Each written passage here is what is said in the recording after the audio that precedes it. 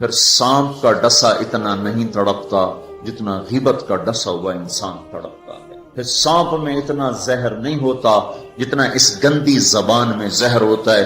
شیر کا پنجہ اتنا نہیں پھاڑتا جتنا یہ 2.5 انچ کی زبان گوشت کو چیر پھاڑ کے رکھ دیتی ہے. پیٹرول اور گیس کی آگ سے وہ آگ نہیں بھڑکتی جو اس چھوٹی سی زبان سے آگ بھڑکتی ہے. شہروں کے شہر جل رہے ہیں اور اس کے پیچھے بات کیا ہے؟ غیبت. غیبت، گندا بول، گندا بول. ہاں، اگر گھروں کو جنت بنانا ہے غیبت چھوڑ دو. دھن رے دھنیے اپنی دھن، پرائی دھنی کا پاپ نہ پن.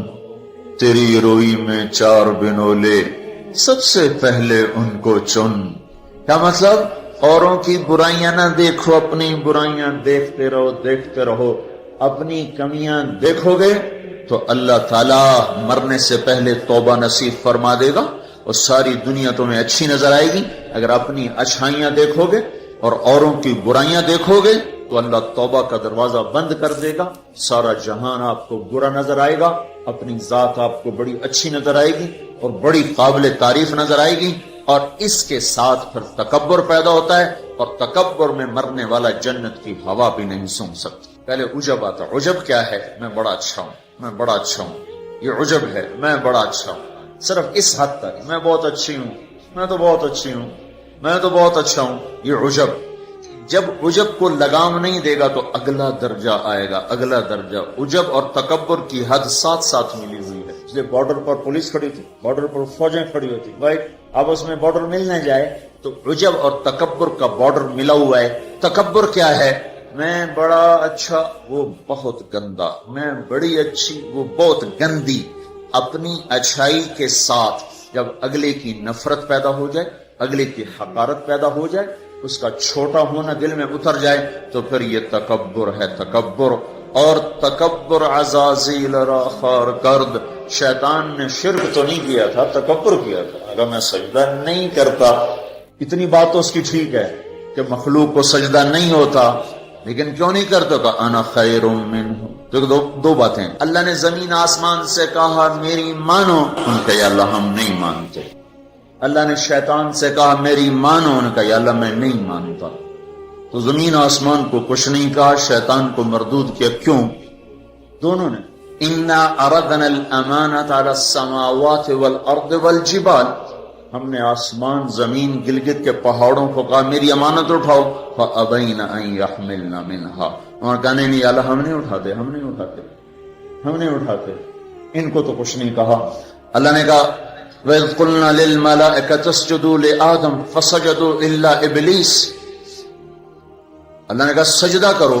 شیطان نے کہا میں نہیں کرتا. مَا مَنَعَكَ أَن تَسْجُدَ لِمَا خَلَقْتُ بِيَدَيَّ. تو سجدہ کیوں نہیں کرتا؟ زمین آسمان تم بوجھ نہیں اٹھا رہے. نہیں اللہ ہم نہیں اٹھائیں گے. شیطان تو سجدہ کیوں نہیں کر رہا؟ میں نہیں کر رہا. فرق کیا ہے؟ شیطان نے کہا میں نہیں کرتا. کیوں نہیں کرتے ہو؟ انا خیر منہ، میں اچھا ہوں، یہ برا ہے. خلقتنی من نار، میں آگ سے بنا، آگ اوپر جاتی. دیکھو نا، دیا سلائی کو آگ لگاؤ اور اس کو الٹا بھی کرو تو آگ اوپر جاتی، آگ اوپر جاتی. خلقتنی من نار وخلقتہ من طین. میں آگ سے، یہ مٹی سے. استخبر، وہ متکبر ہوا، نہ کہ دفع ہو جا. اچھا زمین آسمان نے کہا ابھی اللہ ہم نہیں اٹھاتے. اللہ کہا کیوں؟ اشفق، یا اللہ ہمیں تیرا ڈر، اللہ ہمیں تیرا خوف ہے کہ ہم تیری امانت اٹھا نہیں سکیں گے. اللہ ہماری ہمت نہیں کہ ہم تیری امانت. اشفقنا منہا، وہ ڈر گئے کہ اللہ ہمارا بس کا نہیں ہے. اللہ کا جاؤ معاف کر دیا. انہوں نے کہا میں اچھا، ان کا تو مردود ہے قیامت تک کے لیے. تو میرے بھائیوں بہنوں، ایک بہت بڑی آگ ہے جو جنگل کی آگ سے بھی زیادہ شدید ہے، اور یہ زبان کا غلط بول ہے. یہ غیبت ہے. یہ غیبت جو سب سے زیادہ انسانوں کو جہنم میں لے کر جائے گی، سب سے زیادہ انسانوں کو جہنم میں گرائے گی. عیسیٰ علیہ السلام گزر رہے تھے، ایک ڈاکو بیٹھا تھا پہاڑ کی چوٹی پر. اس کی نظر پڑی، اس کو خیال آیا میں کیا زندگی گزار رہا ہوں. انہوں نے کہا یا اللہ میری توبہ مجھے معاف کر دے، آئندہ تیرے نبی کا ساتھ دوں گا. اور یہ کہہ کر پہاڑ سے نیچے اتر آیا اور ساتھ چل دیا.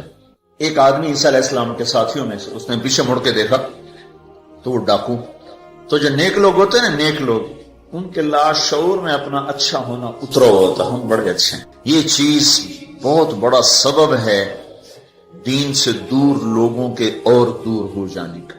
جنید جمشید گلوکار ہے نا، گانا گانے والا، اب ماشاءاللہ توبہ کر لیے، مجھ سے بڑی داڑھی ہے، مجھ سے بڑی پگڑی باندھتا ہے. 6 سال ہم اس کے پیچھے پھرتے رہے. جب اللہ نے اس کو توبہ کی توفیق دے دی تو اس نے مجھ سے کہا، میں صرف اس وجہ سے ان راہوں پہ چلا کہ تم نے مجھے حقیر نہیں سمجھا اور نفرت کا اظہار نہیں کیا، اور دوسرا کبھی فتویٰ نہیں سنایا کہ تو حرام کھاتا ہے. حرام ہی تو کھا رہا ہے، یہ ہم نے کبھی منہ سے نہیں کہا تو حرام کرتا ہے، حرام کھاتا ہے. سنتے رہے سنتے رہے سنتے رہے، چلتے رہے چلتے رہے. 6 سال کے بعد خود ہی توبہ کر لی، 3 چلے بھی لگا دیے اور داڑھی بھی رکھ لی اور چلے بھی لگ گئے اور کتنے حج ہو گئے. اور اس کے پیچھے کیا تھا؟ صرف محبت. اس کے گناہ کا اس کو تانا نہیں دیا. تو یہ جو تانا دینا ہوتا ہے یہ اور لوگوں کو دین سے دور کرتا. تو اس آدمی نے عیسیٰ علیہ السلام کے ساتھی نے یوں دیکھا اور بڑی حقارت سے کہا، ہاں بڑے آئے ہیں جو نیک لوگ ہوتے ہیں، نیک پاک پاک پاک عورت، پردے دار عورت، کوئی آ گئی ایسی بیچاری تھوڑی سی اعمال میں ڈھیلی تو اس کو بڑی ایسے نفرت کی نظر سے دیکھتی، آپ بڑی نیک حاجن بنتی، اس کو ایسی نظر سے دیکھتی. یہی حال یہ پکے پکے نمازیوں کا ہے، یہ ایسے دیکھتے ہیں کہ جیسے پتہ نہیں اگلا دین سے ہی نکل گیا ہے. تو اس نے یوں دیکھا، تو اللہ تعالیٰ نے فوراً جبریل کو بھیجا، کہا میرے روح عیسیٰ تیرے پیچھے 2 آدمی آ رہے ہیں، ایک تیرا ساتھی ہے، ایک ڈاکو اور چور چکا ہے. ڈاکو سے کہو تیری توبہ پر تیرے پچھلے سارے معاف، تو نئے سرے سے عمل کر. اور اپنے ساتھی سے کہو تیری نفرت کرنے پر تیری ساری نیکیاں برباد، تو بھی نئے سرے سے اب نیکیاں، تیرا سب ختم. تو ٹھیکیدار ہے میرے بندے کو حقیر سمجھنے کا. تو میرے بھائی اور بہنوں، ہمارے گھروں میں آگ ہے، آگ، اور وہ آگ چولہے کی آگ سے تیز ہے، پیٹرول گیس کی آگ سے تیز ہے، اور وہ غیبت کی بھڑکائی ہوئی آگ ہے. یہ وہ آگ ہے جو زبان نے بھڑکائی ہے، اس کو پانی سے نہیں بجھایا جا سکتا. تمہارا گلگت کا خوبصورت بہتا ہوا دریا، یہ سارے کا سارا روک کر گلگت کے اوپر ڈال دیا جائے تو بھی یہ آگ ٹھنڈی نہیں ہو سکتی. اس آگ کو ٹھنڈا کرنے کا اللہ تعالیٰ ہی نے کہا ہے طریقہ، جو بتایا کہ لا یغتب بعضکم بعضا، بند کر لو زبانیں، غیبت مت کرو. لا تجسسوا، ہمارے نبی نے کہا کسی کی ٹو نہ لگاؤ، کیا کرتی ہے کیا کرتا ہے. لا تحسسوا، لا تجسسوا. تحسس کیا ہے؟ خود پیچھے پیچھے پھرنا. اور تجسس کیا ہے؟ کسی کو پیچھے لگ جاؤ. دیکھو کہ جیسے پولیس ہی نہیں، حکومت والے CID لگاتے ہیں نا، CID، یہ تجسس ہے. تجسس جاسوس، اسی سے جاسوس ہے، تجسس سے جاسوس. اور وہ رپورٹ لکھتے ہیں، وہ الٹی لکھیں سیدھی لکھیں، اسی پہ فیصلے ہوتے ہیں. تو میرے نبی نے کہا کسی کی ٹو نہ لگاؤ، کسی کی برائیاں نہ دیکھو، برائیوں پہ پردے ڈالو، اچھائیوں کو اچھالو، تو اللہ تمہیں سیدھا جنت کی راہوں پر لے جائے. تو جہنم وہ ہے جو اس میں مسلمان مرد عورتوں کو ڈالا جائے گا جو نافرمانی کرتے، نماز چھوڑتے مر گئے، سود کھاتے مر گئے، حرام کھاتے مر گئے، رشوت لیتے مر گئے، نماز چھوڑتے مر گئے، روزہ چھوڑتے. ایک اور بتا دوں، یہ گناہ تو عام ہیں. بہنوں کو حق نہیں دیا اور اس کے ساتھ مر گئے. بہنوں کا حق ہے نا باپ کی جائیداد میں، ماں کی جائیداد میں. اگر باپ نے 3 روپے چھوڑے ہیں، ایک بھائی 2 بہنیں ہیں، 2 روپے ایک بھائی کو ملے اور آدھا آدھا ان کو ملے گا، تو کیا ہوا بھائی؟ ادھر کیا ہوتا ہے؟ ادھر کیا ہوتا ہے؟ سارا حق بھائی دبا کے بیٹھ جاتا، سارا حق بھائی نے دبایا. اور بھائی کیا ہوا؟ کہا جی ہمارا رواج کوئی نہیں، ہمارا رواج کوئی نہیں. اچھا، قرآن تو کہتا ہے للذکر مثل حظ الانثیین، 2 بیٹیوں کے برابر ایک بیٹے کا حصہ ہے. 1 روپیہ بیٹی کو ملا، 2 روپے بیٹے کو ملے، 8 آنے بیٹی کو ملے، 1 روپیہ بیٹے کو ملے گا. پر اللہ تبارک و تعالیٰ نے عورت کا حق پہلے بتایا، مرد کا حق بعد میں بتایا. للذکر مثل حظ الانثیین، للذکر مثل حظ الانثیین. اور یہاں ساری گلگت کی وادی بہنوں کا حق کھا جاتی ہے، اور کوئی کہتا بھی نہیں کہ حرام ہو گیا، حرام ہو گیا. تو رشوت کھائے تو کہتے رشوت کھاتا ہے، کوئی سود کھائے کہتے بڑا مجرم ہے سود کھاتا ہے، کوئی ڈاکہ ڈالے تو کہتے بڑا ظالم ہے ڈاکے مارتا ہے. سارے گلگت والوں نے بہنوں کے حق پہ ڈاکہ مارا، نہ کوئی مقدمہ ہوا، نہ کوئی فریاد ہوئی، نہ کسی نے ہائے کی. اور کسی بہن نے کچھ مانگ بھی لیا تو الٹا اس پہ چڑھائی ہو گئی. بہنوں کا حق کھاتا ہوا مر گیا، جنت کی ہوا بھی نہیں لگی. ماں کا حق کھا لیا، خامد مر گیا، اللہ نے ماں کا حق رکھا ہے. اولاد ہے تو 8واں حصہ ماں کا ہے، اولاد کوئی نہیں 4تھا حصہ ماں کا ہے. باپ مر جاتا ہے، مائیں بیچاری فقیر بن کے بچوں سے خیرات مانگتی ہیں، حالانکہ اللہ نے خامد کے حق میں سے 1/8 ماں کا حق رکھا تھا، کوئی نہیں دیتا. ماؤں کا حق ہڑپ، بہنوں کا حق ہڑپ، اور پھر اس کے ساتھ یہ احساس بھی نہیں ہے کہ میں مجرم ہوں، میں نے ظلم کیا ہے، یہ احساس ختم ہو گیا ہے. تو بھائیوں میرے بہنوں، اللہ نے جہنم کو بنایا ہے نافرمان مسلمان مرد عورت کے لیے. اگر توبہ نہ کی تو اس میں جانا ضرور ہے.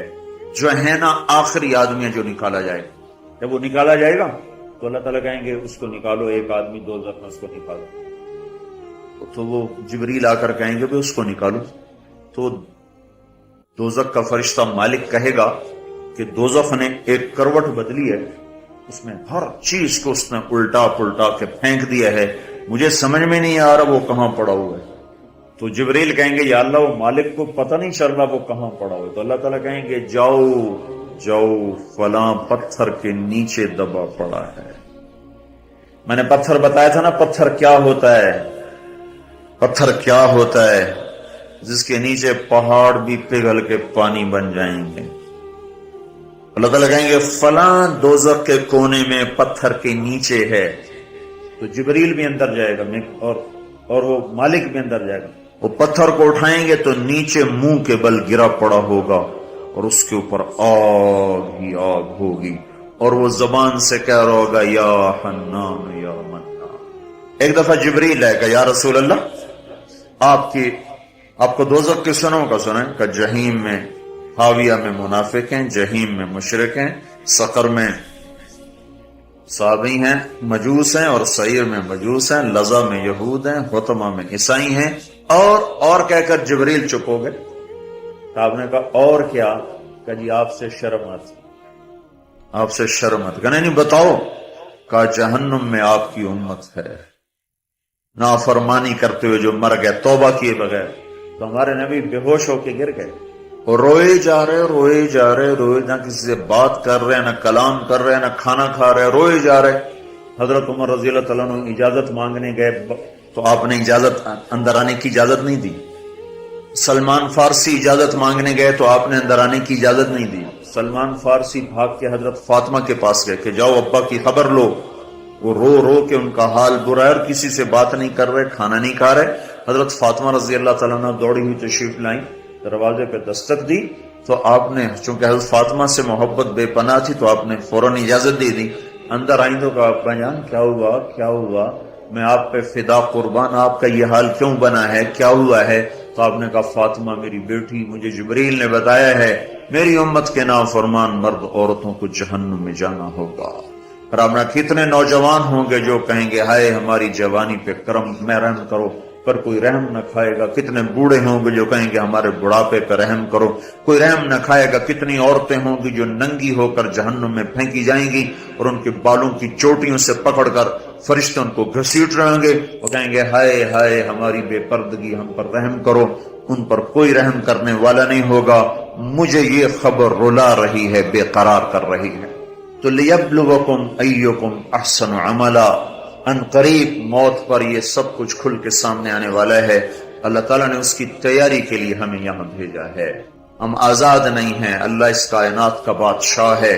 زندگی موت کا نظام بنایا اور عزت اور ذلت کا نظام بنایا، جنت اور جہنم کا نظام بنایا، عرش فرش زمین آسمان چاند تاروں کا نظام بنایا، اور دنیا اور آخرت کی ساری عزتوں تک پہنچانے کے لیے حضرت محمد صلی اللہ تعالی علیہ وسلم کو رہبر بنا کر، ہادی بنا کر، قیامت تک کے آنے والے انسانوں کے لیے رہبری کا طریقہ دے کر آپ نے مدینے مکے کی پہاڑیوں سے آپ کو چاند بنا کے، سورج بنا کے آپ کو طلوع فرمایا، اور پھر قیامت تک کے لیے سورج چمکتا رہے گا، یہ چاند چمکتا رہے گا، نہ یہ گھٹتا ہے اور نہ اس پر کوئی گہن لگتا ہے، نہ اس پر کوئی داغ آتا ہے، نہ اس میں کوئی آگ ہے. آپ ساری دنیا کے مردوں عورتوں کے لیے عزت کا راستہ لے کر آئے، بلندی کا راستہ لے کر آئے، کامیابی کا